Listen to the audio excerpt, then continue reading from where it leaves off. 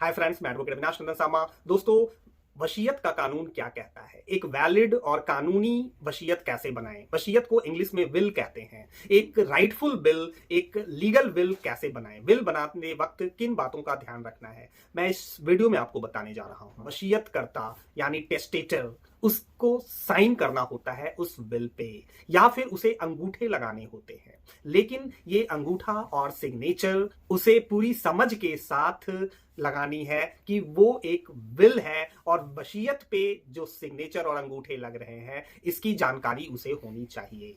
बहुत इंपॉर्टेंट है दोस्तों।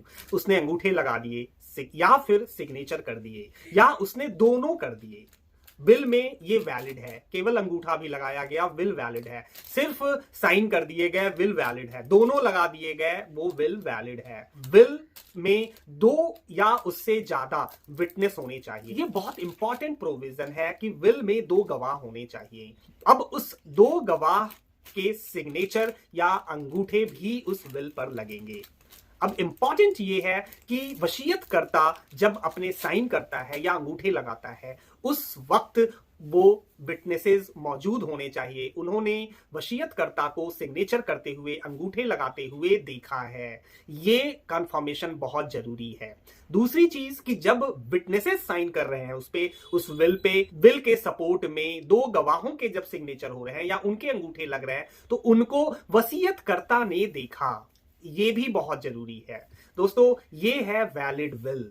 विल का कानून कहता है कि वसीयत बनाते वक्त इन चीजों का ध्यान रखना है, इन प्रावधानों को शामिल करना है। ये प्रावधान है सेक्शन 63 इंडियन सक्सेशन एक्ट 1925 के तहत।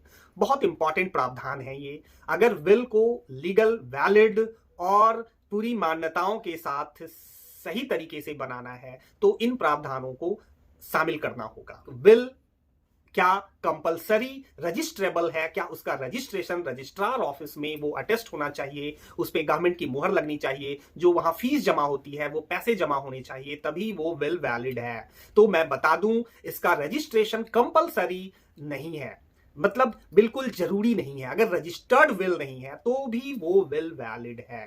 दोस्तों, ये है कानूनी प्रावधान।